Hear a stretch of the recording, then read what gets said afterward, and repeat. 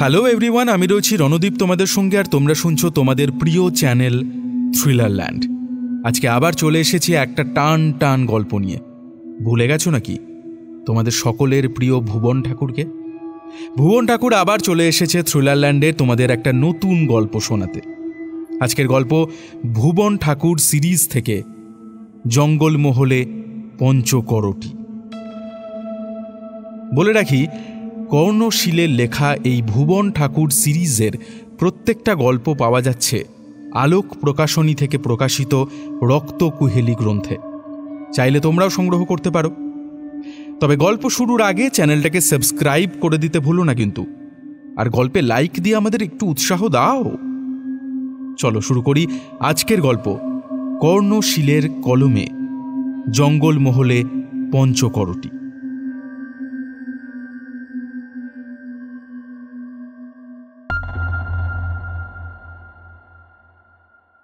কেমন আছো শ্রোতা বন্ধুরা?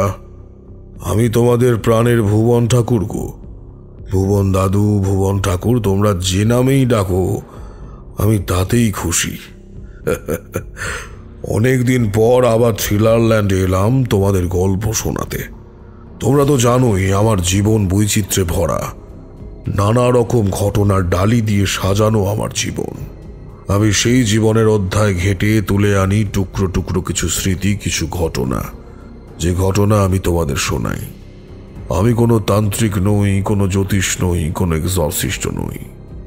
আমি মানুষ। আমি তোমাদের প্রাণেই থাকি, তোমাদের মাঝেই থাকি। আমি তোমাদের ভুবন ঠাকুর। আজ আমি তোমাদের শোনাবো আমার জীবনের আরও একটি ঘটনা। আশা করি সেই ঘটনা তোমরা শুনবে, আর অবশ্যই ঘটনা শোনার পর তোমাদের কেমন লাগলো সেটা তোমরা কমেন্ট বক্সে জানাতে ভুলো না। আর অবশ্যই চ্যানেলটা সাবস্ক্রাইব করে বেল আইকন প্রেস করতেও একদম ভুলো না। তাহলে শুনতে থাকো আমার জীবনের আর এক ভয়ানক অধ্যায়।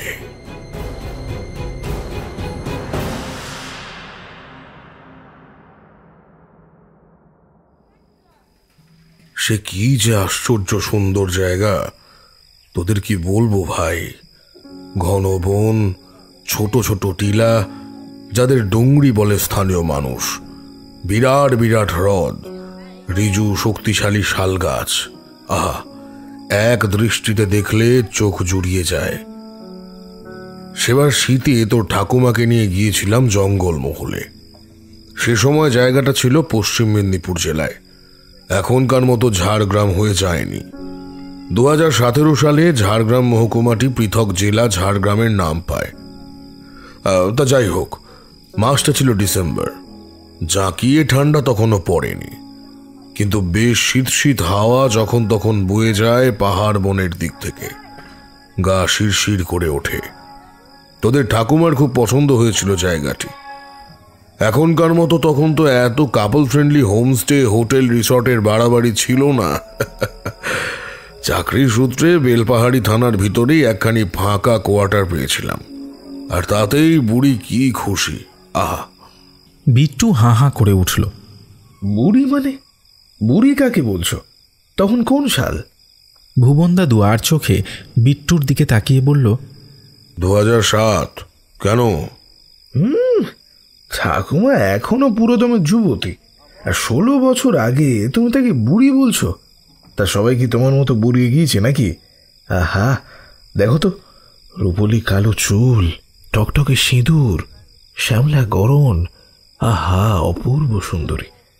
ওরে শয়তান, আমার বউকে আমার সামনে ফ্ল্যাট করছিস? হাজত বাস হবে কিন্তু। তেরা পিছা নামে চলুঙ্গা সোনিয়ে ভেজ দে চাহে মুঝে জেল মে। ভুবন দাদু হেসে উঠল হো হো করে। চিনি ছাড়া কড়া লিকারের দুধ চায়ে পরপর দুটো চুমুক দিয়ে ভুবন দাদু আবার বলতে শুরু করল,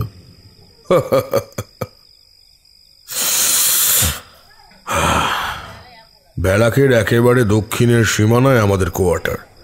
তোদের ঠাকুমা বিছানায় চাদর পেতে টেতে ঘরের খোল নলচে পুরো বদলে ফেলেছে, আর আমি বারান্দার আলো নিভিয়ে একটা আরাম কেদারায় লম্বা দিয়েছি। সামনে বিরাট বিরাট রূপোর স্তম্ভের মতো দাঁড়িয়ে আছে ইউক্যালিপটাস গাছেরা। চাঁদের আলোয় তাদের গা ঝকঝক করছে। দূরে দিগন্তের গায়ে খুব আবছা ছোট ছোট ডুংরি দেখা যায়। ঝিমুনি লেগে গিয়েছিল। হঠাৎ পাঁচিলের দিকে নজর পড়তেই এক লহমায় প্রাণ উড়ে যাওয়ার জোগাড় হলো। পাঁচিলের গা ঘেঁষে একটা লম্বাটে শাল গাছ দাঁড়িয়ে আছে, আর তার গা ঘেঁষে গাছটার মাথায় মাথায় সমান হয়ে আছে একটা বিশাল দেহী মানুষ। হ্যাঁ, মানুষই বলবো। চাঁদের আলোয় তার নাক, লম্বা চুল, বিরাট কাঁধ আর বুকের যে অবয়ব বুঝতে পারছি তা মানুষের মতোই দেখতে। আকারে সে সাধারণ মানুষের 10 গুণ এই যা। চেয়ার ছেড়ে উঠে লাফিয়ে পড়েছিলাম। চিৎকার করতে গিয়ে দেখলাম গলার আওয়াজ ফুটল না। পায়ে পায়ে ঘরের দিকে পিছিয়ে আসছি। এমন সময় একটা পুরুষালী গলা শুনে থমকে দাঁড়ালাম। স্যার, চা কি বারান্দায় খাবেন না ঘরে দেব? উত্তর দিতে গিয়ে দেখলাম গলা শুকিয়ে কাঠ হয়ে গিয়েছে। চেয়ারের হাতলে একটা জলের বোতল রাখা ছিল। এক ঢোকে জল খেয়ে বললাম, ঘরেই দাও। আবার দৃষ্টি সেই দক্ষিণের প্রাচীরের দিকে। কেউ নেই সেখানে। আকাশ ছোঁয়ানো জ্যোৎস্নায় একলা শালগাছটা চুপ করে দাঁড়িয়ে আছে। যে লোকটি চা নিয়ে এসেছিল তার চায়ের দোকান অবস্থিত থানার বাইরে, প্রধান সড়কের পাশেই। স্থানীয় লোক, নাম বলল নারায়ণ মাহাতো। তোদের ঠাকুমার সামনে যতটা সম্ভব স্বাভাবিক থাকার চেষ্টা করে লোকটাকে জিজ্ঞাসা করলাম, তোমার বাড়ি কি এখানেই, মানে বেলপাহাড়িতেই? আঙুল চারেক লম্বা মাটির ভাঁড়ে চা ঢেলে দিতে দিতে সে বলল, না স্যার, আমি গড়বাসিনী পাহাড়ের দিকে একটা ডুংরিতে থাকি, নাম শিয়ালবান্দা। গ্রাম নয়, 4-5টা পরিবার, একটা শিব মন্দির, ব্যাস, আর কিছু নেই। আচ্ছা, তা সেখান থেকে কত দূর? ভালোই দূর স্যার, প্রায় 6 কিলোমিটার হবে। তা রাতে কি এখানেই, মানে দোকানেই থাকবে? না না স্যার, বাড়িতে বুড়ো বাবা আছে, সবে 4 দিন হয়েছে, একটা ছেলে হয়েছে আমার। সাইকেল চালিয়ে চলে যাব 8টা নাগাদ। আস্তে আস্তে স্বাভাবিক হয়ে আসছিলাম। তোদের ঠাকুমা বলল, আচ্ছা দাদু, এই পুরো গল্পেই কি তুমি তোদের ঠাকুমা বলে যাবে নাকি? চাপা নামটা কি ভুলে গিয়েছো? আচ্ছা আচ্ছা, সে ঠিক আছে, বলছি। তা তোদের ঠাকুমা থরি চাপা বলল, নারায়ণদা, তোমরা কত সুন্দর জায়গায় থাকো বলো, বন, পাহাড়, ঝর্ণা। নারায়ণ অ্যালুমিনিয়ামের কেটলিটা একপাশে রেখে সোজা হয়ে দাঁড়ালো। আমি দেখলাম তার চোখে স্পষ্ট অস্বস্তির ছাপ। গম্ভীর মুখ। একটা দীর্ঘশ্বাস ফেলে সে চলে যাচ্ছিল। দরজা পর্যন্ত পৌঁছে ঘুরে দাঁড়ালো। তারপর খুব ক্লান্ত গলায় বলল, আমি আধ ঘন্টা পরে এসে কেটলিটা নিয়ে যাব, আর 8:15টার মধ্যে বাজারে হোটেল থেকে খেয়ে নেবেন। তারপর সব বন্ধ করে দেবে সিআরপিএফ। এই ব্যাপারটা আমার জানা ছিল। জঙ্গলমহল স্পর্শকাতর এলাকা। আধা সামরিক বাহিনী আর পুলিশ এখানে খুব কড়া। সন্ধ্যাবেলায় দেখা ভয়ঙ্কর মূর্তিটার কথা ভেবে চায়ে চুমুক দিচ্ছি। চাপা বলল, লোকটা কিছু বললো না কেন গো? কেমন যেন ভয় ভয় পেয়ে আছে মনে হলো। আমি চুপ করে রইলাম। বাইরে হিম পড়ার টুপটাপ শব্দ শোনা যাচ্ছে মাঝে মাঝে। অনেক সময়ের ব্যবধানে 1-2 ট্রাক ছুটে যাচ্ছে ঝাড়খণ্ডের দিকে। 7টার পরে ঝাড়গ্রামের দিকে রাস্তা বন্ধ করে দেওয়া হয়। হাতির উপদ্রব, আরো হাজারো বিপদ। নারায়ণ কেটলি নিতে এলো 8:20 নাগাদ। চাপা সরাসরি তাকে জিজ্ঞেস করলো, তোমাকে তখন একটা কথা বললাম, কোনো জবাব দিলে না তো? কি আর বলবো ম্যাডাম, এই ডুংরি বন দেখতেই এমন সুন্দর লাগে। আপনারা 2 দিনের জন্য আসেন, তাই বুঝতে পারেন না কত বিপদ লুকিয়ে আছে বনে, পাহাড়ে, কুণ্ডিতে। মানুষ তো আছেই, তাছাড়া থামলে কেন বলো? যে সব দেখে রাখতো, রক্ষা করতো, সেই উগাল সন্ডই তো ঝিমিয়ে পড়েছে। কোন এক শয়তান যেন তাকে বান মেরে অকেজো করে দিয়েছে। বনে গেলে দেখতে পাবেন, সবুজ পাতায় মরচে রং লেগেছে, গাছের চামড়া ফেটে রস গড়াচ্ছে। এক কথায় সব বোঝাতে পারবো না ম্যাডাম, আর আমাকেও ফিরতে হবে অত দূরে। আপনাদের একটা কথা বলে যাই, যেখানেই যান গড়বাসিনী পাহাড়ে গেলে যেন সন্ধে করবেন না। হ্যাঁ, সূর্য মাথার উপর থাকতে থাকতে ফিরে আসবেন। পঞ্চকুলি আবার জেগেছে, প্রায় 100 বছর পরে সে আবার জেগেছে, আর এবার তাকে রুখে দেবার মতো কেউ নেই, কেউ নেই। পঞ্চকুলি কি জানতে চাওয়ার আগেই ইউক্যালিপটাস গাছের ছায়া মারিয়ে চলে গেল নারায়ণ। একটা শীতল বাতাস ছুটে এলো খোলা দরজার পরিসর বেয়ে। চাপা বলল, আমার আজ খিদে নেই, তুমি তাড়াতাড়ি খেয়ে এসো। খাওয়া দাওয়া সেরে ফেরার পথে আবার দেখা নারায়ণের সঙ্গে। চায়ের বাসনপত্র একটি ছোট চৌকির উপরে ডাঁই করে রেখে তারই পাশে বসে 4টি মুড়ি আর চপ চিবিয়ে খাচ্ছে।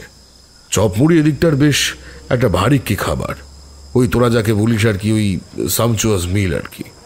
আমাকে দেখে সে ডাকলো, ভাবলাম এখানে বসে একটা সিগারেট ফুঁকে চাই। ঘরে গিয়ে সে কর্ম করতে গেলে ধোঁয়ার গন্ধে বুড়ি তেড়ে আসবে। সিগারেট টানতে টানতে সন্ধ্যাবেলায় দেখা দৃশ্যটার কথা বললাম নারায়ণকে। এদিকটা লোডশেডিং চলছে এখন।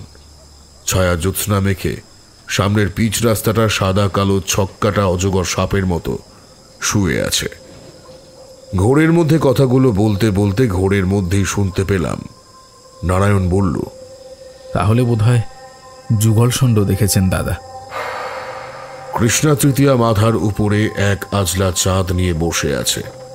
ইউক্যালিপটাসের পত্ররাজি তার নিবিড় বুকে আলতো গা বুলিয়ে যাচ্ছে। কত আদিম প্রেম তাদের।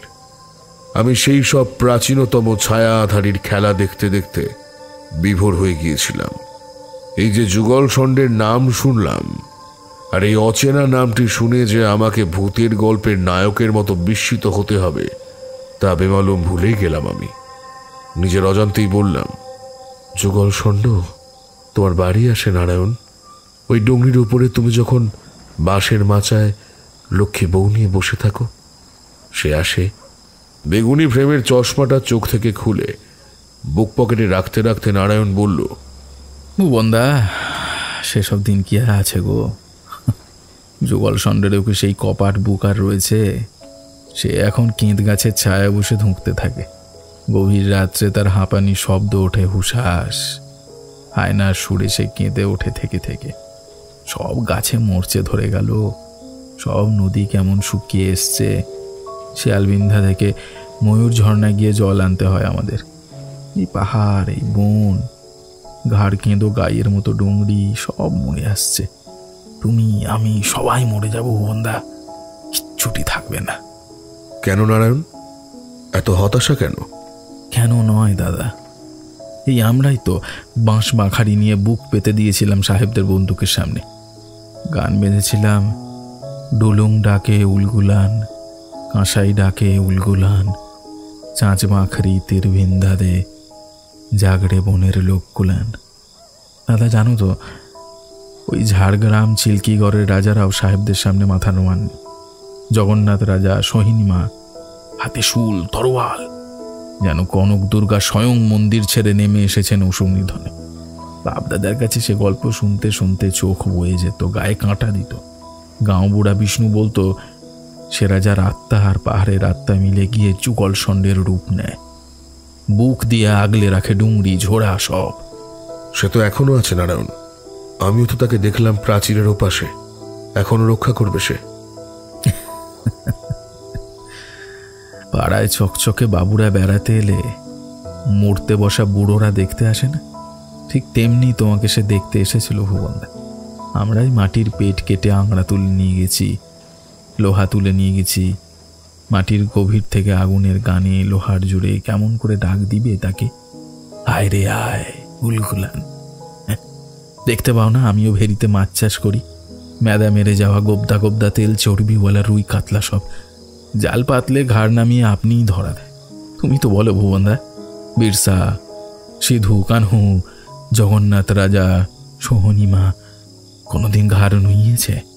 হ্যাঁ, তাহলে তাহলে এখন কি করবে নারায়ণ?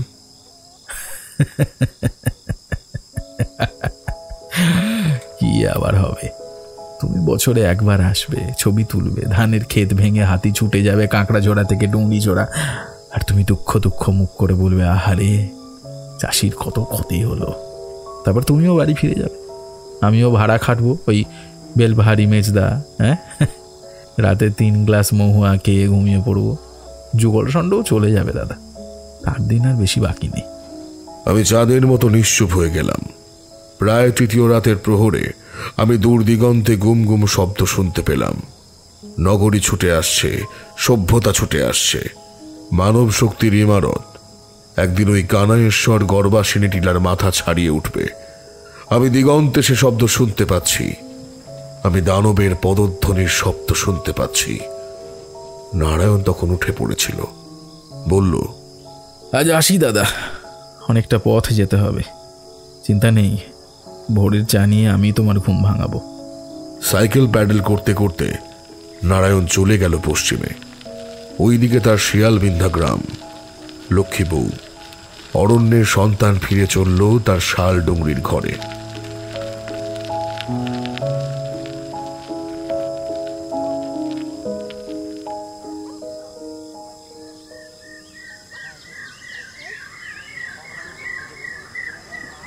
বেড়াতে গেলে সবসময় দেখবি তুই যতই প্রস্তুতি নিস না কেন, ঘুম দেরি করেই ভাঙবে। তার উপরে নারায়ণ গত রাতে আশ্বস্ত করে গিয়েছে যে সেই বেডটি নিয়ে এসে ঘুম ভাঙাবে। সে চিন্তাই অবচেতনে কাজ করছিল। ঘুমও ভাঙেনি কাজের দিনগুলোর মতো। দরজায় ঠক ঠক শব্দ শুনে ঘুম ভাঙল। বিছানা থেকেই হাঁক পারলাম। দাঁড়াও নারায়ণ, আসছি আসছি। তুমি বাবু ভগবানই হে। সকাল সকাল। কথা বলতে বলতে দরজা খুলতেই হকচকিয়ে গেলাম। একজন সাব ইন্সপেক্টর দাঁড়িয়ে আছেন শুষ্ক মুখে। তার পিছনে 2 আধা সামরিক বাহিনীর কনস্টেবল। আমি তার চোখের দিকে তাকাতেই সে বুক সোজা করে কেতাদুরস্ত সেলুট ঠুকলো একটা। দেখলাম তার হাত পা কাঁপছে। কনস্টেবল দুটোর মাথার পিছন দিয়ে মেঘাচ্ছন্ন আকাশ দেখা যাচ্ছে। এই অগ্রহায়ণ শেষেই নিম্নচাপ উঠে এসেছে। আকাশ মাটি ময়লা ময়লা হয়ে আছে। একটু কড়া গলায় বললাম, আমি ডিউটিতে নেই, স্যালুট করবে না। তা সকাল সকাল কি ব্যাপার? সাব ইন্সপেক্টর ছেলেটির নাম রণদীপ। ঘরের চেয়ারে বসতে বললাম তাকে। আধা বাহিনীর ছেলে দুটো কিছুতেই ভিতরে আসতে রাজি হলো না। বলল প্রোটোকলস। ভাঙা ভাঙা গলায় রণদীপ জানালো যে আমাকে যেতে হবে তাদের সঙ্গে। একটা খুন হয়েছে। তাদের সঙ্গে যেতে কোনো মতেই বাধ্য ছিলাম না, কিন্তু নিহত ব্যক্তিটির নাম শুনতেই আমি পাথরের মতো শক্ত হয়ে গেলাম। গৃহিণীও ততক্ষণে ঘুম ভেঙে উঠে বসেছে। একটা আর্তনাদ করে তিনি বলে উঠলেন, ও মা গো, কাল রাত্রেই তো নারায়ণ দা চা খাইয়ে গেলেন, আর আজ সকালে? বড় ভয়ানক মৃত্যু স্যার। 5 বছর আছে এই বেলবাড়িতে। এমন হত্যা এই নিয়ে মাত্র দ্বিতীয়বার দেখলাম। যাবেন স্যার? আমি মোটা চামড়ার জ্যাকেটটা গায়ে দিতে দিতে বললাম, যাব তো অবশ্যই, তবে এই দ্বিতীয়বার মানে কি? আর কবে দেখেছিলে? গত বছর ঠিক এই দিনেই দেখেছিলাম স্যার। একটা মেয়ে, ওই শিয়ালবিন্দা গ্রামেরই মেয়ে, সে কথার উপর পড়েছিল। চাপাকে চা আর জলখাবারের ব্যবস্থা করে দিয়ে বেরিয়ে এলাম।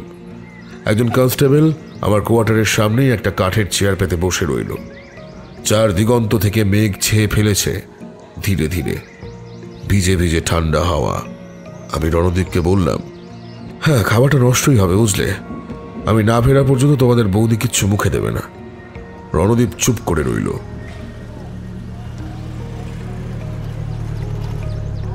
বোলারো গাড়িটা বাজার অঞ্চল ছেড়ে পশ্চিমে কিছুটা এগিয়ে উত্তরে বাঁক নিল। কিছু দূর গিয়েই পিচ রাস্তা শেষ হলো। মাটি ক্রমশ উঁচু নিচু হয়ে গিয়েছে উত্তরে আর পশ্চিমে। দিগন্তে মেঘের গায়ে ধূসর রঙের ডুংরিগুলো ঝুলে আছে বলে মনে হলো। চেনটা গলা পর্যন্ত টেনে বললাম, অফিসিয়ালি আমি কিন্তু কিছু করতে পারবো না রণদীপ, তা জানো তো? জানি স্যার, তবে হলদিয়া ডাউহিলের কেসগুলো তো জানি। আপনার এক্সপিরিয়েন্স যে কাজে লাগবে তা বেশ বুঝতে পারছি। আমি চুপ করে রইলাম। রাস্তার দুপাশে কিছু কিছু মাঠে তখনও ধান রয়ে গিয়েছে, আর বাকি জমিতে শুধু ধানের শক্ত গোড়া উঁচিয়ে আছে। খোলা প্রান্তর ছেড়ে আমাদের গাড়িটা শালবনে ঢাকা উঁচু পথে ঢুকে গেল একটু পরেই। ঘন জঙ্গলের মধ্যে দিয়ে আধ ঘন্টা চড়াই উতরাই পার হয়ে গাড়িটা দাঁড়িয়ে গেল। কয়েকজন স্থানীয় লোক দাঁড়িয়ে আছে বিষণ্ণ মুখে। তাদের মধ্যে কয়েকজনের গায়ে পাতলা গেঞ্জি, লুঙ্গি পরা হলেও মুখে গামছা, মাথায় হেলমেট। গাড়ি থেকে নামতেই বুঝতে পারলাম জায়গাটা অসম্ভব নির্জন। একটাও পাখি ডাকছে না, শুধু ঝিঝির ডাক শোনা যাচ্ছে মাঝে মাঝে। হেলমেট পরা লোকগুলোকে খুব ভালোভাবে লক্ষ্য করে আমি রণদ্বীপের উদ্দেশ্যে গর্জন করে উঠলাম, ক্রাইম স্পটে ডেড বডির এত কাছে লোক কেন? হাঁটাও সব। এই দূরে গিয়ে দাঁড়াও, চলো হাঁটো হাঁটো। আমি বেশ বুঝতে পারলাম হেলমেটের ভিতর থেকে চোখগুলো বিষ দৃষ্টিতে আমার দিকে তাকিয়ে আছে। তাদের দিকে একটা তাচ্ছিল্যের দৃষ্টি ছুঁড়ে দিয়ে আমি নারায়ণের দেহটার দিকে এগিয়ে গেলাম। লাল কাঁকুড়ে রাস্তার উপরে শরীরটা টান টান হয়ে পড়ে আছে। আশ্চর্য রকমের শক্ত আর সোজা তার অবস্থান। সৈনিক যেমন সাবধান পজিশনে দাঁড়ায়, নারায়ণের শরীরটা ঠিক তেমনই টান টান হয়ে আছে। সারা শরীরে তার কোনো প্রকারের ক্ষত নেই। সাইকেলটাও সম্পূর্ণ অক্ষত অবস্থায় রাস্তার পাশে একটা শুকনো খন্দর মধ্যে শোয়ানো। সারা শরীর পার করে নারায়ণের মুখের কাছে পৌঁছতেই আমার চোখটা আতঙ্কে স্থির হয়ে গেল। গলার চামড়ার কোনো ক্ষত নেই, শুধু কণ্ঠার হাড়টা ভেঙে মুখ দিয়ে হাড়ের ভাঙা টুকরো বেরিয়ে এসেছে। মুখে বিন্দুমাত্র রক্তের চিহ্ন নেই, আর নারায়ণের মুখের ভিতরের জিভটা অনুপস্থিত। লাল কালো মূর্ধাটা প্রকটভাবে উন্মুক্ত হয়ে আছে। খুব ভালো করে দেহটা দেখে নিয়ে আমি রণদ্বীপকে বললাম, আর কিছু দেখার নেই রণদ্বীপ, অ্যাম্বুলেন্স ডেকে বডি মর্গে পাঠানোর ব্যবস্থা করো। আর নারায়ণের বাড়ি তুমি চেনো? রণদ্বীপ নিঃশব্দে উপর নিচে মাথা নাড়ল। দীর্ঘশ্বাস ফেলে বললাম, চলো সেদিকে যাই এবার। কনস্টেবলদের দিয়ে নারায়ণের দেহটা অটোপসিতে পাঠিয়ে দিয়ে আমার পাশে এসে দাঁড়ালো রণদ্বীপ। তার মুখেও ময়লা মেঘের ছায়া পড়েছে। কিছু বুঝলেন? হ্যাঁ, চোখে দেখে যতটুকু বোঝা যায় বুঝলাম। কণ্ঠহার ভাঙা, জিভ নেই, রক্ত শূন্য। বাকি অটোপসি রিপোর্ট আসার আগে বলতে পারছি না। তা কবে নাগাদ রিপোর্ট পাওয়া যাবে? ঝাড়গ্রামে এখন খুব ভালো কাজ হয়েছে, কালই পেয়ে যাবেন। আচ্ছা, আপনার কি মনে হয় জন্তু জানোয়ারের কাজ কি স্যার? না, হাতি এলে একেবারে পিষে চূর্ণ করে দিয়ে যেত, এভাবে রক্তশূন্য হয়ে যেত না। তবে স্যার সে এখনই বলতে পারবো না। চলো নারায়ণের বাড়ি যাই। তা এখান থেকে কত দূর? এই তো স্যার, সামনের চড়াইটা উঠে সামনে ডান দিকে। আচ্ছা চলো, হেঁটেই যাই। গাড়ি থাক এখানে, পথে কিছু চোখে পড়লেও পড়তে পারে। চড়াই বেয়ে উঠতে উঠতে একটা অদ্ভুত গন্ধ আমার নাকে এসে লাগলো। বনজ ফুল পাতার গন্ধ উপচে সেটা বেশ প্রকটভাবে পাওয়া যাচ্ছে। বহুদিনের ভিজিয়ে রাখা শিকড়, বাঁদরের বিষ্ঠা, পাখির পচা ডিম, কর্পূর মেশানো একটা গন্ধ। বুকের ভিতরটা ধরফর করে উঠল আমার। এই গন্ধ আমার খুব চেনা। ডাউহিলের পরিত্যক্ত গির্জায় মৃত্যুর দেবী অ্যাক্টিওফিসের আহ্বানে এই বস্তুগুলোই ব্যবহার করা হয়েছিল। মেঘ আরো ঘন হয়ে এলো যেন। দু এক ফোঁটা ধারালো শীতল বৃষ্টির ফোঁটা আমার নাকে মুখে এসে পড়ল। সামনেই ধান গাছের গোড়া দিয়ে ছাউনি দেওয়া একটা মাটির বাড়ির উপরিভাগ দেখা যাচ্ছে। উঠোনটা তখনও ঢালের আড়ালে। একটা ক্রুদ্ধ গজরানির শব্দ ভেসে আসছে বাড়িটার দিক থেকে। বোঝা যাচ্ছে সেটি কোনো মানুষেরই গলা, কিন্তু সে এখনো দৃশ্যমান নয়। চড়াই শেষ করে সমতলে পৌঁছতে বাড়ির উঠোনটা দেখতে পেলাম। দুটো ছাগল আর কয়েকটা লম্বা গলার তাগড়াই দেশি মুরগির ঝাঁকের মধ্যে অস্থির হয়ে পায়চারি করছে শীর্ণ একটা লোক। এই প্রবল শীতেও তার খালি গা, নিম্নাঙ্গে একটা কালো রঙের পোশাক, গলায় অনেকগুলো মালা। ক্রুদ্ধ গোঙানিটা তার গলা থেকেই বেরিয়ে আসছে। আমাদের দেখে তার গজরানি বন্ধ হলো, কিন্তু পায়চারি চলতেই থাকলো। রণদ্বীপ আমাকে অতিক্রম করে এগিয়ে গেল। লোকটা তাকে বলে উঠল, কি ব্যাপার কর্তা, সাইলাটাকে মাইরে দিল, তোমরা কিছু করবা নাই? শোনো শোনো দশানন, ওই যে দেখছো বড় সাহেব, উনি ওই জন্যই এসেছেন। ওকে সব বলো, তোমার ছেলের কোনো শত্রু ছিল কি না, তারপর জমি জিরেতে ঝামেলা টামেলা সব বলো। না না, ওসব না, পদ্মর বাড়ির লোক কালাটনা করে মেরেছে বেটাকে, ওদের জুলাই মারো, সব বলবে ওয়ারাই। লোকটার অভব্য ব্যবহার আমি আর সহ্য করতে পারছিলাম না। কড়া গলায় বললাম, তার আগে পুলিশের সঙ্গে অসভ্যতা করার অপরাধে তোমাকে ঝুলিয়ে পেঁদাবো, বুঝেছ? যা জানো স্পষ্ট ভাষায় বলো। কে পদ্ম? তারা মারবে কেন তোমার ছেলেকে? আমার কথা শুনে লাগাম টানা ঘোড়ার মতো থমকে দাঁড়ালো দশানন। তারপর হঠাৎ করেই উঠোনের উপর বসে পড়ে আকাশের দিকে দুহাত তুলে বলল, নারায়ণ রে, ও নারায়ণ। সেই যে স্যার বলেছিলাম না, আগের বছর এই দিনই একটা মেয়ে খুন হয়েছিল। তারই নাম ছিল পদ্ম, পদ্ম মারান্ডি। বেশ কিছুটা সময় পরে দশানন স্থির হয়ে বসল। মরা মাছের মতো দুটো চোখ মাটির দিকে রেখে সে যা বলল তার মর্মার্থ আমি তোদের নিজের ভাষায় বলি, শোন। মানুষ যে লোভে, ঘৃণায়, কুসংস্কারে, প্রতিহিংসায়, এমনকি ভয়ও কত নিচে নামতে পারে তা আবার আবার প্রমাণিত হলো। পদ্ম ছিল পাশের ডুংরির মেয়ে। দশাননের বাড়ি থেকে রাস্তায় নেমে আরো কিলোমিটার খানেক বাঁ দিকে গেলে একটা ছোট্ট পুকুরের পাশ দিয়ে রাস্তা উঠে গেছে বামে। তার উপরে কয়েক ঘরের বাস। পদ্ম সে পাড়াতেই থাকত। ছোটখাটো কালো মেয়ে, ছাগল মুরগি চড়ায়, চাষে হাত লাগায়, আর মাঝে মাঝে শ্যাপলা গুগলি তুলে এনে তার বাপকে দেয় পুকুর থেকে। বেলপাহাড়ি বিনুপুরের বাজারে তার বেশ ভালো দাম মেলে। ওই দক্ষিণের উপত্যকায় দশাননের ধান জমি ছিল। ফসলের তদারক করতে কখনো দশানন, কখনো নারায়ণ পুকুর ঘেঁষা পথ দিয়ে যেত। একদিন সন্ধ্যা হওয়ার ঠিক আগে নারায়ণ ফিরছে ধান জমি থেকে। হঠাৎ দেখে পুকুরের লাল শালুকের মাঝে একটা কালো মুখ ভেসে আছে। জলজলে চোখ, ধপধপে দাঁত। শেষ বিকেলের আলোয় মাটি মাজা লাল চুলগুলো আগুনের মতো বিছিয়ে রয়েছিল জলের উপর। নারায়ণকে দেখেই যেন পদ্ম উঠে এলো শালুকের বন থেকে। দুহাত উপরে তুলে চুলগুলো মাথায় চূড়ো করে বাঁধতে বাঁধতে সে নারায়ণের দিকে আর চোখে একবার তাকালো। তারপর একবারও পিছু না ফিরে চলে গেল নারায়ণের দৃষ্টিসীমার বাইরে, শালবনের আড়ালে। নারায়ণ স্থির হয়ে দাঁড়িয়ে রইল শাল পুকুরের পাড়ে। বনের গভীরে হাতি ডেকে উঠলে তার সম্বিত ফিরল। সে দেখল রাত হয়েছে, তারা ফুটেছে আকাশে, আর তাদের ছায়া হিলিভিলি কাঁপতে লেগেছে পুকুরের জলে। পাকা ধানের গন্ধে বাতাস ভারাক্রান্ত হয়ে আছে। নারায়ণ আর এক মুহূর্ত অপেক্ষা করল না। বাড়ি ফিরে সোজা দশাননকে বলল, আমি পদ্মকে বিয়ে করব। কোন পদ্ম? ওই শাপলা পুকুরের পাশে ডুংরিতে ঘর সে।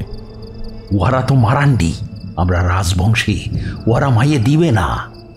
সে জানি না, তুমি আসো। তুই বিয়া করবি, তুই নিজা গিয়া বল, আমি লারবো। নারায়ণ কিছুক্ষণ জ্বলন্ত চোখে বাপের দিকে চেয়ে রইল। তারপর দুমদাম করে পা ফেলে ঢুকে গেল ঘরে। নারায়ণের ঘরের কপাট দুটো সশব্দে বন্ধ হতে দশানন চমকিত হলো। এমনটা হওয়ার কথা নয়। সে দৌড়ে বাঁশের টুকরো দিয়ে বানানো মাটির ছোট্ট জানলা দিয়ে দেখল নারায়ণ একটা চেয়ারের উপরে উঠে তার মায়ের শাড়ি দিয়ে চালার বাঁশে ফাঁস বাঁধছে। ঘটনার ভয়ঙ্করতা বুঝতে যতটুকু সময় লাগলো, সেই চমক কাটিয়ে উঠেই দশানন চিৎকার করে উঠল, তুই লেমে আয় নারায়ণ, যেমন করে হোক পদ্মকে লিয়ে আসবো বাপ, তুই লেমে আয়। গলার ফাঁস বাঁধা হয়ে গিয়েছিল নারায়ণের। চেয়ারটা সরিয়ে দিলেই দেহটা ঝুলে পড়বে। দশাননের চিৎকার শুনে সে জ্বলন্ত জল ভরা চোখ নিয়ে বাপের দিকে তাকালো। হ্যাঁ, ঠিক বলছিস। মোর মরা বাপের কিরা, পদ্মকে নিয়ে আসবো, আয় বাপ আমার, আয়। দশানন গিয়েছিল পদ্মর বাড়িতে। সেখানে কি হলো, কেন দশানন মেঘের মতো ভারী মুখ নিয়ে বাড়ি ফিরে এলো তার কিছুই জানা যায়নি। শুধু গভীর রাতের পাহারাদার জওয়ানরা দেখেছিল দশানন খালি একটা বড় ঝোলা নিয়ে উঠে গিয়ে গর্বাসিনী পাহাড়ের চূড়ায়। সেখানে জ্বলে উঠেছিল এক ভয়ঙ্কর আগুন। ওদিকে যাওয়ার সাহস জওয়ানদেরও ছিল না। রাতের পাহাড় ভালো নয় এদিকে। গর্বাসিনীর চূড়ায় মুখ্যনাথ মন্দির। তার সামনে এমন অনেক কিছুই ঘটে যা সাধারণের বোধে চিন্তায় ধরা পড়ে না। শেষ রাতের দিকে সে আগুন নিভে এসেছিল। এ ঘটনার ঠিক 3 দিন পর দেখা যায় ডুংরির পাদদেশে পদ্মর দেহটা পড়ে আছে সেই শালপুকুরের তীরে। কণ্ঠর হাড় ভাঙা, মুখ গহ্বর দিয়ে বেরিয়ে এসেছে ভাঙা হাড়ের টুকরো, আর সম্পূর্ণ দেহ রক্তশূন্য। তোরা তো জানিস ভাই, পুলিশ কোনোদিন অলৌকিক অতিপ্রাকৃততে বিশ্বাস দেখাতে পারে না, কিন্তু আমি যেখানে গিয়েছি কোনো না কোনোভাবে অলৌকিক অতিপ্রাকৃত শক্তি আমার জীবনে অকস্মাৎ ঘনিয়ে আসা মেঘের মতো অন্ধকার করে এসেছে। মাঝে মাঝে মনে হয় আমার ভবিতব্য। এ সকল অতৃপ্ত অশুভ বা শুভ আত্মারা আমার জীবনে এসেছে যাতে তাদের গল্প আমি বলতে পারি। তন্ত্র সাধক বা এক্সরসিস্টের মতো এসবের সমাধান করার ক্ষমতা তো আমার ছিল না। আমি ছিলাম ছাপোষা সরকারি কর্মচারী। তবু আমি কেন এসব দেখতাম? আমি কেন? কথকের ভূমিকা পালন করার জন্য নিশ্চয়ই।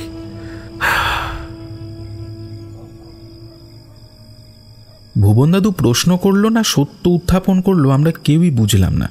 চুপ করে রইলাম। অগ্রহায়ণের শেষ, বাইরে সব নিথর নিস্তব্ধ।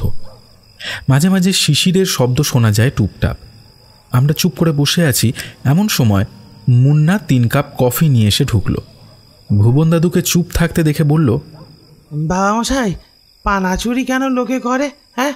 আচমকা এই প্রশ্ন শুনে ভুবন দাদু চমকে উঠল। একটা কফির কাপ হাতে তুলে নিয়ে এসে বলল, পানা চুরি আবার কোথায় পেলে রে হতচ্ছাড়া? হ্যাঁ। মাথায় বাঁধা বালিশটা আরো কোষে মাফলার দিয়ে বাঁধতে বাঁধতে মুন্না বলল, আরে ওই যে বাউল গিয়েছে না, থাকিলে ডোবাখানা হবে কচুরি বানা। কার বকুর কি জানি, পানা চুরি করতে গিয়ে যদি চিংড়ি মাছও চুরি হয়ে যায় তো লাবড়া আইতবো কি দিয়ে? কথাগুলো বলে উত্তরের অপেক্ষা না করেই মুন্না চলে গেল ভারী দুশ্চিন্তায় মাথা নাড়তে নাড়তে। ভুবনবাবু আমার দিকে তাকিয়ে তিরিক্ষি গলায় বলে উঠল, এই ভূতটাকে তাড়ানোর জন্য ওঝা ডাকবি না আমি ডাকবো সেটা আগে হেস্তনেস্ত কর। গল্পেরা মনের ওপরে প্রচণ্ড প্রভাব বিস্তার করে। পদ্মর স্মৃতি আমাদের মনকে ভারাক্রান্ত করে তুলেছিল। মুন্না এক মুঠো হাসির গুঁড়ো ছড়িয়ে দিয়ে গেল আমাদের মধ্যে। কফি শেষ করে ভুবন দাদু একটা চুরুট ধরিয়ে নীলচে ধোঁয়ার ভিতর থেকে তার স্বভাবসিদ্ধ ভারিক্কি গলায় আবার বলা শুরু করল, কথাগুলো শেষ করে দশানন 2 হাঁটুর মধ্যে মাথা নামিয়ে বসে রইল, উঠোনে খড় বিছিয়ে নরম বিছানার মতো। দশাননের পাশে আসন পিড়ি হয়ে বসে আমি তাকে জিজ্ঞাসা করলাম, গড়বাসিনীর পাহাড়ের মাথায় তুমি কেন উঠেছিলে দশানন? দশানন চকিতে মুখ তুলে তাকালো। তার চোখে স্পষ্ট আতঙ্ক, ঠোঁট আর তোবড়ানো গালের মাংস কাঁপছে তীর তীর করে। আমি আবার বললাম, বলো দশানন, তুমি চাও না তোমার ছেলের মৃত্যুর কিনারা হোক? কাঠ কাঠ লোকটা এবার ভেঙে পড়ল, আর তার 2 চোখ দিয়ে গড়িয়ে পড়ল অবিরাম নোনা জলের ধারা। কিনারা হবে নাই সাহেব, কোনো কিনারা হবে নাই। ও বেতাল আমার ঘরবার সব খাইলিয়ে থামবে। আমি নারায়ণের মা এই সব ছাগল মুরগি ঘর সব খাইলিবে, কোনো কিনারা হবে নাই। আচ্ছা, সে দেখা যাবে। তুমি কি করেছিলে সেটা শুধু বলো। 5 মোড়া করছিলাম গো সাহেব, বেতাল জাগাইছিলাম। আমি বুঝতে পারলাম না দশাননের কথা। রণদ্বীপের দিকে সপ্রশ্ন দৃষ্টিতে তাকাতে সে তখন বলল, 5 মোড়া মানে 5 মুন্ডি স্যার। ও বোধহয় বেতাল জাগরণের কথা বলছে। বুকটা ধড়াস করে উঠল আমার। মনে হলো অনেকগুলো ঠান্ডা হিলহিলে সরীসৃপ আমার গা বেয়ে ওঠানামা করতে লাগলো বেশ কয়েকবার। দশাননের কাঁধ দুটো শক্ত করে ধরে জিজ্ঞাসা করলাম, এ কাজ কেন করলে দশানন? পদ্মর বাড়িতে কি হয়েছিল সেদিন? ওরা আমাকে বলে কি না সুটো জাত, আমার নারায়ণকে কুত্তার বাচ্চা বলছে ওরা।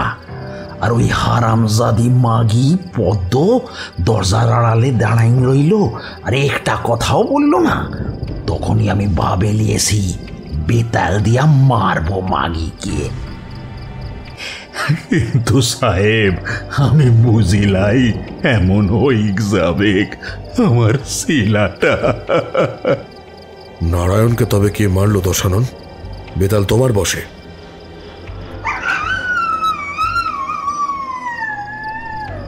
একটা কুকুর দীর্ঘ প্রলম্বিত সুরে কেঁদে উঠল হঠাৎ।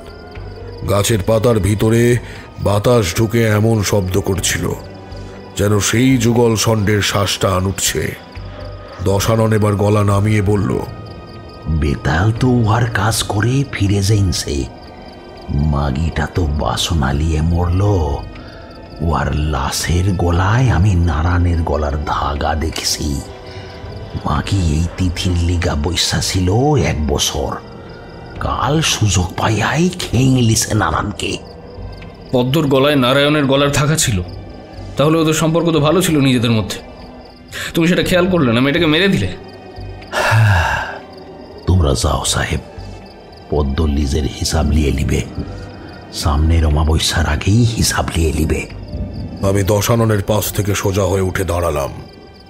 তারপর তার উদ্দেশ্যে বললাম, আমার সে ক্ষমতা থাকলে আমি তোমাকে গুলি করে মারতাম দশানন। প্রথমে বুকের ডান দিকে গুলি করতাম। যন্ত্রণায় যখন তুমি মৃত্যু ভিক্ষা চাইতে, তখন 2 চোখের মাঝখানে একটা দিকে দিতাম আমি।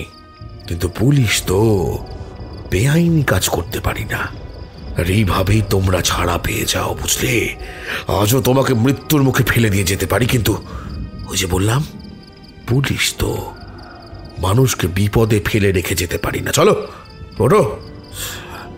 বেলপাহাড়ি পুলিশ প্যারাকে থাকবে কৃষ্ণপক্ষটা। তারপর আগামী বছরের আগে আর ভয় নেই তো। মাথা নিচু করেই দুদিকে মাথা নাড়ল দশানন। রণদীপ বলল, এটাকে আবার কেন নিয়ে যাচ্ছেন স্যার? ওর জন্যই তো নারায়ণের মতো ভালো ছেলেটা মরে গেল। মরুক শয়তানটা। তা হয় না রণদীপ। 1000 জন খুন করা মানুষকে আমরাই সুরক্ষা দিয়ে কনভয় করাই, স্যালুট মেরে বন বাংলায় রেখে আসি। আমরা নিষ্ঠুর হলে 24 ঘন্টায় সারা দেশের জনসংখ্যা অর্ধেক হয়ে যাবে। সে হয় না। দশাননকে বউ সমেত জড়িপে তোলো। আমার কোয়ার্টারের সামনের ঘরটায় ওরা থাকবে। এই যা, তোর বউকে নিয়ে যা। আমরা নিচে গাড়িতে অপেক্ষা করছি। আরও সব ভুজুং ভাজুং মালা ধাগা খুলে পরিষ্কার জামাকাপড় পরে আসবি। আমি আর রণদীপ ডুংরির ঢাল বেয়ে নেমে আসছিলাম। সূর্যের অবস্থান বোঝার উপায় নেই মেঘের জন্য। শালগাছের ছায়া ঘনিয়ে উঠেছে কালো পুকুরের গভীর জলের মতো। ঢালটা পার হয়ে ডান দিকে আমাদের বোলেরোটা দাঁড়িয়ে আছে। চতুর্দিকের কালো অন্ধকারাচ্ছন্ন পারিপার্শ্বিকের মাঝখানে সাদা গাড়িটাকে মনে হচ্ছিল এক টুকরো সাদা জ্যোৎস্না ফুটে উঠেছে যেন। হঠাৎ একটা ভয়ঙ্কর গর্জন ভেসে এলো বাঁদিকের শালগাছগুলোর আড়াল থেকে। অদ্ভুত সে গর্জন, রাগ, দুঃখ, শ্বাসটা নেমিশে থাকা এক অতিকায় বৃদ্ধের আর্তনাদ। এটাই মনে হয়েছিল আমার। রণদীপ কোমর থেকে পিস্তল বার করে ফেলেছিল।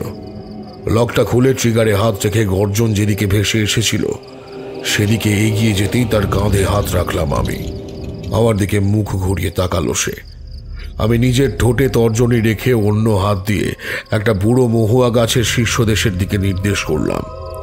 সেদিকে তাকিয়ে স্তব্ধ হয়ে গেল রণদীপ। মহুয়া গাছটার মগডালে 2 বিশাল হাত রেখে হাঁপাচ্ছে এক বিশাল দেহী বৃদ্ধ।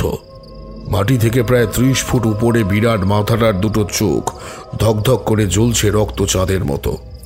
অবিরাম জল গড়িয়ে পড়ছে এই চোখ দুটো থেকে, আর এক প্রবল শ্বাসটানের শব্দে দুলে দুলে উঠছে চারপাশের গাছের ডালপাতা। আমি ফিসফিস করে বললাম, যুগল ষণ্ড রেগে আছে, কষ্টে আছে। রণদীপের পিস্তল ধরা হাত নেমে এসেছিল তার অজান্তেই। আমাদের দিকে জ্বলন্ত দৃষ্টি নিয়ে কিছুক্ষণ তাকিয়ে বিরাট দেহটা বড় বড় পা ফেলে মিলিয়ে গেল গাছপালার আড়ালে।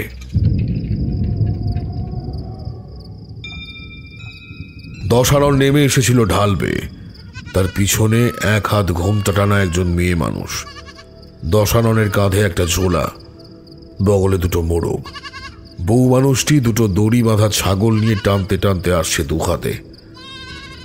রণদীপ পিস্তলটা হোলস্টারে রাখতে রাখতে বলল, এগিয়ে এসব নিয়ে কোথায় যাচ্ছ? রেগেছো, যাও। এবার তো ঘর তোর সব তুলে সঙ্গে নিয়ে যাবে মনে হচ্ছে। সাহেব, ওদের মাইরে দিবে ডাকিনি মাগি, অবলা জানোয়ার। ওদের কি দোষ? আমি রণদীপকে থামিয়ে দিলাম। 2 ছাগল, 2 মুরগি আর আরেকজন মানুষকে নিয়ে আমরা বেলপাহাড়ির উদ্দেশ্যে রওনা দিলাম। হ্যাঁ, একটাই মানুষ। ইচ্ছে করেই একটা মানুষ বলেছি। দশানন মানুষ নয়, সে পিশাচের অধম, সে অন্ধকারের জীব। চাপা এক বুক উৎকণ্ঠা নিয়ে অপেক্ষা করছিল। আমি জানতাম সে উপোস করে থাকবে আমি না ফেরা পর্যন্ত। দশানন্দের দেখে সে অবাক হয়ে বলল, এ কি, এরা সব কারা? আমি তাকে ঠেলে ঘরে ঢুকিয়ে দিয়ে বললাম, স্নান ছেড়ে খেতে যাব, চলো। পেটে ছুঁচো ইঁদুর সব একসঙ্গে কুস্তি করতে লেগেছে। চাপা তখন আর কিছু বলল না, কিন্তু খাওয়া দাওয়া সেরে ঘরে ফেরার পর আমাকে একেবারে ফার্স্ট ট্র্যাক সেশনের মতো জেরা শুরু করলো। আজ আর চায়ের আশা নেই। বাইরে টিপটিপ করে বৃষ্টি পড়তে লেগেছে। সন্ধ্যা হলেই মনটা চায়ের জন্য হাপিত্তেশ করতে থাকে। চায়ের কথা মনে পড়তেই নারায়ণের কথা মনে পড়ে গেল। মনটা তেতো হয়ে গেল। তোদের ঠাকুমাকে ঘটনাটা বলছি, মাঝপথে দরজায় ঠক ঠক শব্দ করলো একজন। দরজা খুলে দেখি দশানন। হাত জোর করে সে বলল, বহুত কৃপা তোমার মালিক, আমাদের ঘরে জায়গা দিয়েছে, আবার সামনেই হনুমানজির মন্দিরও রয়েছে। যুগল ষণ্ড তোমার ভালো করবে। তোকে কুকুরের মতোই গুলি করে মারলে সবচেয়ে ভালো হতো, আমার পুণ্য হতো। ধরো, আর সামনে আসবি না আমার। চুপচাপ ঘরের কোণে গিয়ে পড়ে থাক, যা। সে আর কিছু বলল না। মরার মতো সাদা চোখ মেলে কিছুক্ষণ আমাকে দেখল সে। তারপর হাত জোর করে প্রণাম জানিয়ে চলে গেল। খাবার দোকানে বলে এসেছিলাম রুটি আর তরকারি যেন ঘরেই পৌঁছে দেয় রাতে। 9টা নাগাদ খাবার এলো। দরজা খুলে দেখলাম দশাননের ঘর অন্ধকার, কোনো শব্দ নেই। ভাবলাম নিশ্চিন্তে ঘুমিয়ে পড়েছে হয়তো। খাবারের টাকা মিটিয়ে ঘরে আসতেই চাপা বলল, এমন একটা কান্নার শব্দ শুনতে পাচ্ছি জানো, হেপো বুড়ো মানুষের মতো কান্না। খাবারগুলো শালপাতার থালায় সাজাতে সাজাতে আমি উৎকর্ণ হলাম। শোঁ হাওয়া, টিপটিপ বৃষ্টি ছাপিয়ে সত্যি শোনা যাচ্ছে কান্না। এ কান্না যুগল ষণ্ডের, সর্বহারা এক রক্ষকের কান্না। অরণ্য পাহাড়ের আত্মা মন্থন করে সে কাঁদছে এক ভয়াল ভবিতব্যের অপেক্ষায়। বললাম, ও বৃষ্টি, বাতাসের শব্দ, খেয়ে নাও।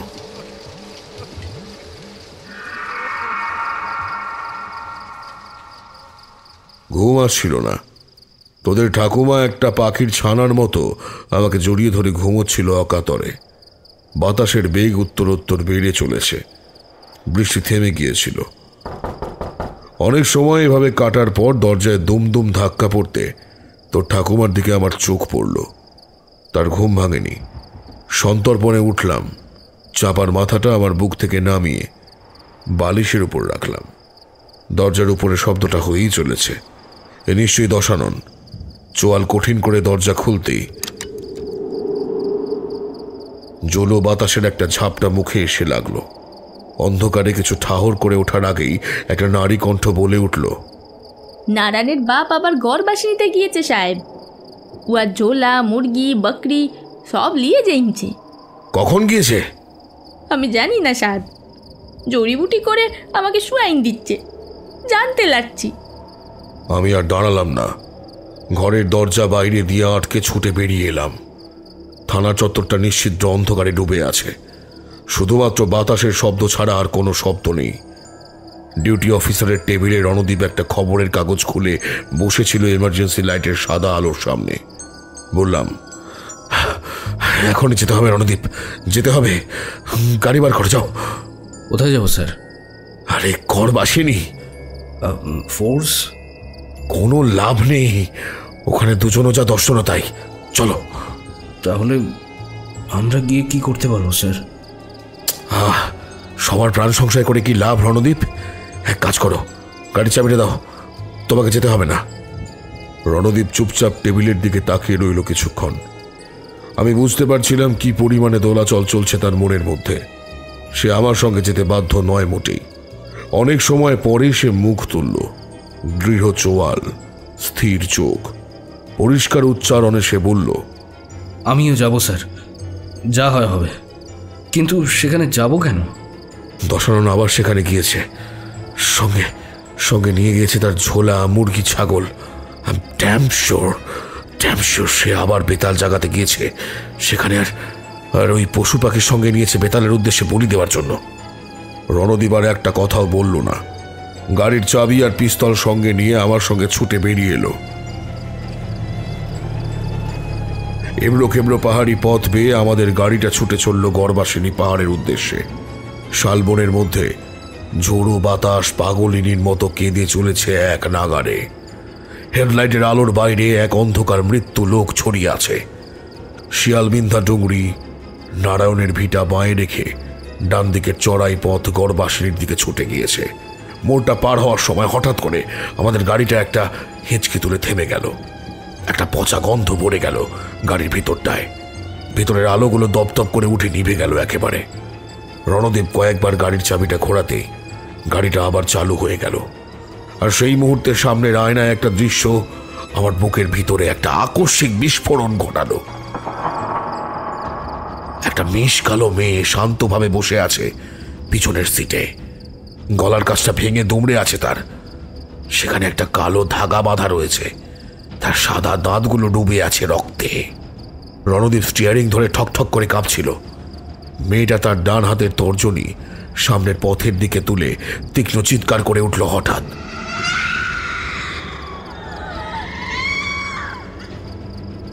আমি ভয়ে বিহ্বল হয়ে দেখলাম রণদীপের পা অ্যাক্সিলেটারে না পড়া সত্ত্বেও গাড়িটা ছুটতে শুরু করেছে। গাড়িটাকে বাঁচানোর স্বাভাবিক প্রতিবর্ত ক্রিয়ার ফলেই রণদীপের হাতটা চলে গিয়েছিল স্টিয়ারিংয়ে। গাড়িটা একটা বিপজ্জনক খাদের কিনারা ছুঁয়ে ফিরে এলো মাঝ রাস্তায়। তারপর সোজা ছুটল। আমার চোখ আবার ব্যাক ভিউ আয়নায় পড়ল। মেয়েটাকে আর প্রতিফলনে দেখা যাচ্ছে না, কিন্তু পচা শুকনো চামড়ার গন্ধটা তখনও রয়ে গিয়েছে গাড়ির ভিতরের বাতাস দুর্বিষহ করে। সে আমাদের সঙ্গেই চলেছে, আমাদের গাড়িতেই।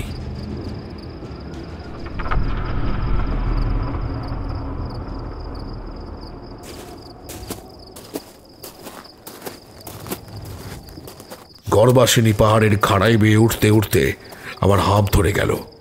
এই পাহাড় হিমালয়ের মতো উঁচু নয়, কিন্তু একেবারে খাড়াই। তার উপরে চুনা পাথর গুঁড়ো গুঁড়ো হয়ে ছড়িয়ে আছে পথের উপরে।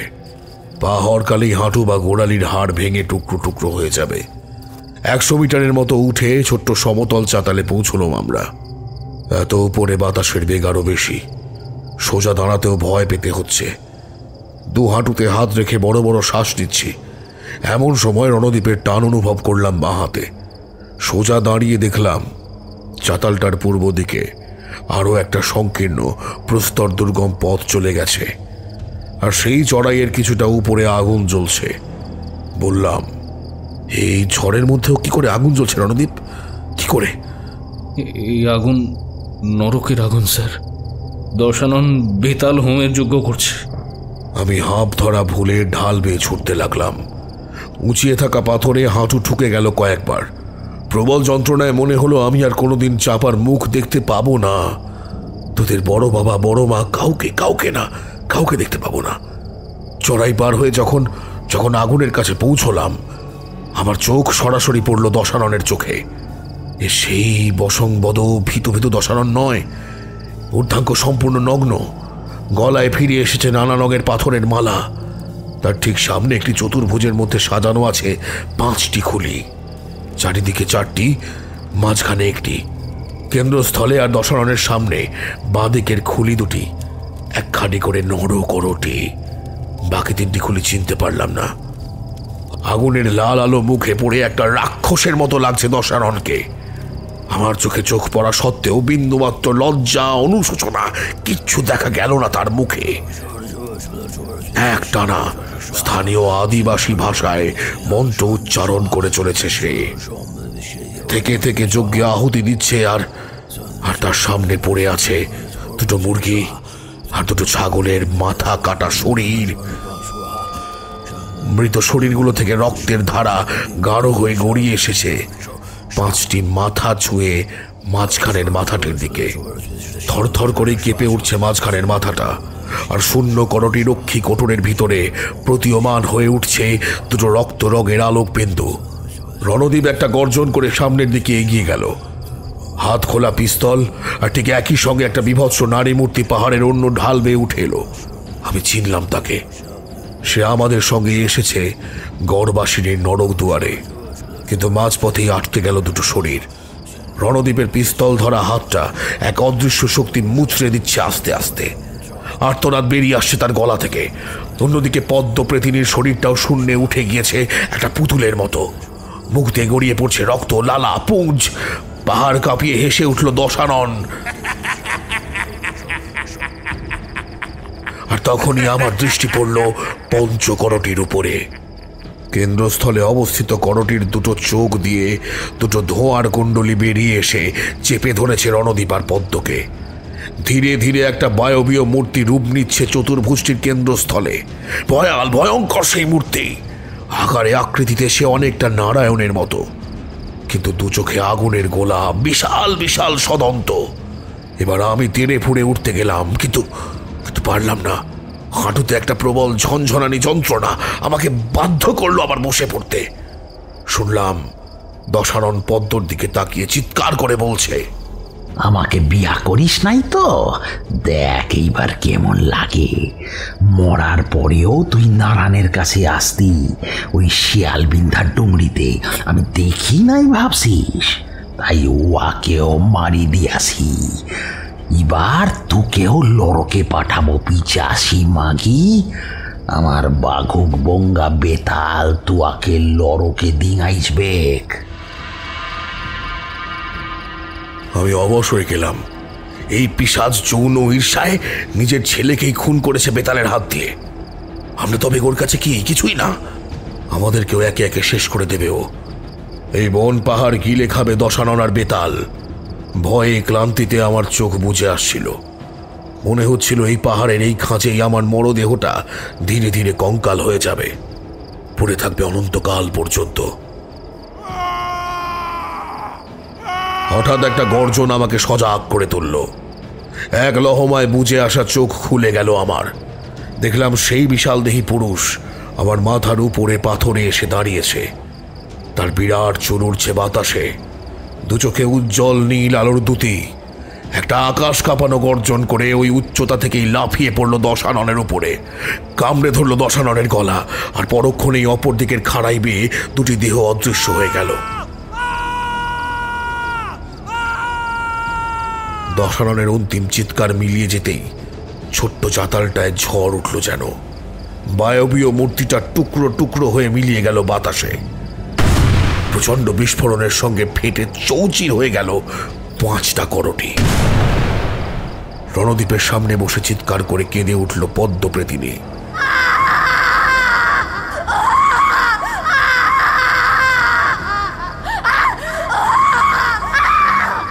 আর তারপর মিলিয়ে গেল হাওয়ায়।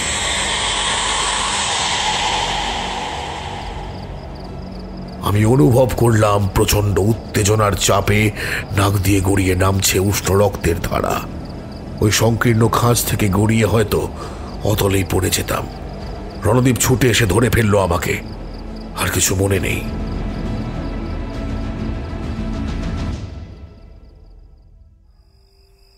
যখন চোখ খুলল দেখলাম তোদের ঠাকুমা, দশাননের কুণ্ঠিত বউ আমার মুখের দিকে তাকিয়ে আছে চিন্তিত মুখে। রণদ্বীপ, রণদ্বীপ কোথায়? দরজার কাছ থেকে এগিয়ে এলো সে, ডান হাতে ক্রেপ চড়ানো। আমি এক লাফে বিছানা থেকে উঠে জড়িয়ে ধরলাম তাকে। আবেগে আমার গলা বুঝে এলো। শুধু বলতে পারলাম, ভাই, এত দূর বন পাহাড় উতরাইয়ের বিপজ্জনক পথ পার করে সে আমাকে নিয়ে এসেছে। এত বড় উপকার সে কিছুতেই স্বীকার করতে রাজি নয়। শুধু বলল, আমি বিপদে পড়লে আপনিও নিয়ে আসতেন স্যার, এ আর এমন কি। আমি আর কিছু বলতে পারলাম না তাকে। শুধু বললাম, না আর স্যার নয়, দাদা। সে মাথা নেড়ে হাসতে হাসতে চলে গেল। কেমন ভালো মানুষ বলো দেখি। সাথে তিনি বলেছেন, মানুষের উপর বিশ্বাস হারানো পাপ। কি বুঝলি বল দেখি বিট্টু? তার মানে শীতকালে বউ বুকে মাথা দিয়ে জড়িয়ে ধরে ঘুমোয়? ওটা গল্পে তুই এটাই বুঝলি? হ্যাঁ। বিট্টু কি একটা বলতে যাচ্ছিল, হঠাৎ মুন্না ঘরে ঢুকে পড়ল। বাবা মশাই, কেমন যেন ভূকম্প হইছে। জোয়ান খাবো না মৌরি? হেউ কম্প আবার কি রে ছোড়া? ওই যে গলার কাছে হেউ হেউ করছে আর সারা শরীরে কম্প দিচ্ছে। তবে রে, বলে খড়ম হাতে নিয়েই মুন্না সুট করে পালিয়ে গেল।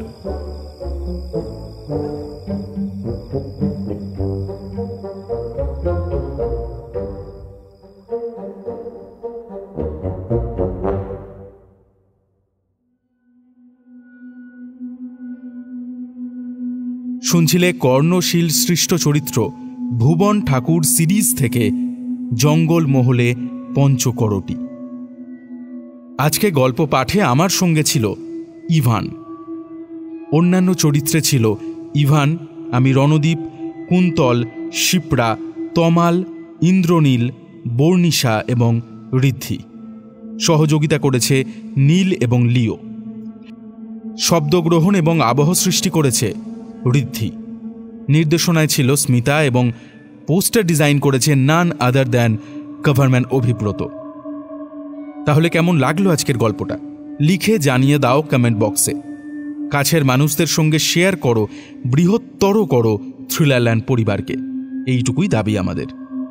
তাহলে আজকের মতো এই পর্যন্তই। আসছি নতুন একটা গল্পকে সঙ্গে নিয়ে খুব তাড়াতাড়ি। ততদিনের জন্য টাটা, সবাই ভালো থেকো, ভয়ে থেকো।